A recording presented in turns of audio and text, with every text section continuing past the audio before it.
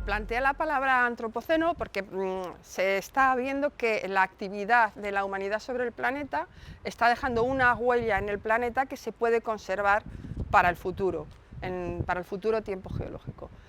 Y por eso se plantea la utilización de este nombre, ¿no?, como un nuevo, en sentido general, tiempo geológico condicionado por la actividad humana en nuestro planeta. El término antropoceno como tal pues, tiene connotaciones no solo desde el punto de vista geológico, científico, sino también de los usos y de la responsabilidad que tenemos los seres humanos en el planeta.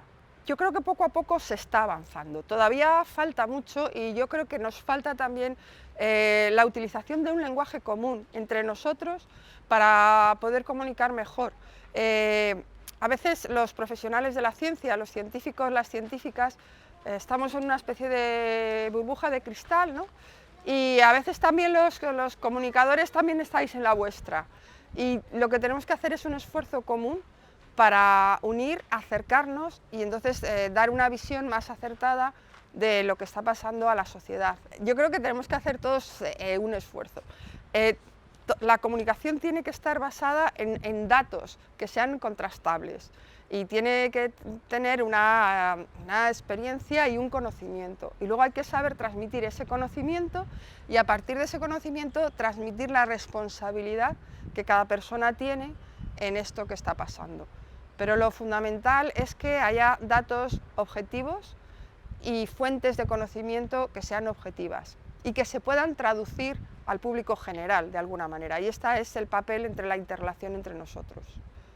Hay un tema importante que ha hecho todas las crisis que han pasado, tanto la pandemia o nosotros hemos vivido más de cerca el tema de La Palma, que ha hecho que el público en general tenga más interés por la ciencia.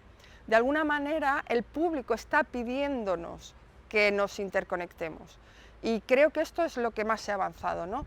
Que, esa exigencia de la comunicación nos está exigiendo a todos los profesionales que estamos implicados en la educación o en la comunicación ambiental, en hacerlo mejor y en dar lo que nos está requiriendo la sociedad, ¿no? Y también tenemos una responsabilidad en dar una información que sea veraz, que sea objetiva y que no sea alarmista. Eso es lo fundamental que tenemos que hacer, no tenemos que alarmar, tenemos que dar la información tal y como es, contar lo que está pasando y ya está, no ser alarmistas. Y creo que hemos aprendido un poco en todo este tiempo. Hay una cosa que cuando se habla de comunicación medioambiental o cuando se habla de medio ambiente y todo este tema del cambio climático, generalmente se relaciona solo la biodiversidad con el cambio climático. La naturaleza es todo uno, no podemos prescindir de la parte geológica, no podemos prescindir de la geodiversidad al hablar de naturaleza. La naturaleza incluye la bio y la geodiversidad. Y no nos olvidemos que la geodiversidad es el soporte de la bio. Nosotros nuestros pies aquí los tenemos sobre unas rocas cretácicas.